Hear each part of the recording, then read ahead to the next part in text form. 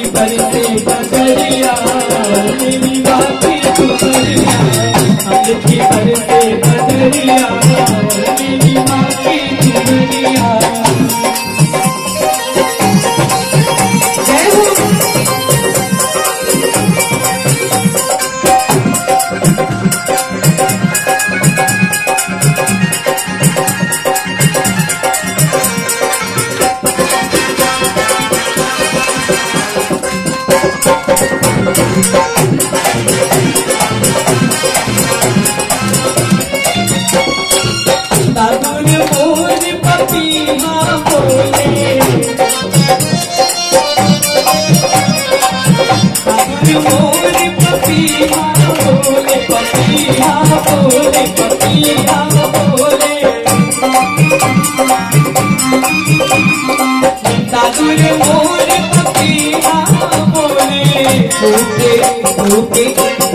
काली कोयलिया मेरी माँ की चुनरिया, काली कोयलिया मेरी माँ की चुनरिया।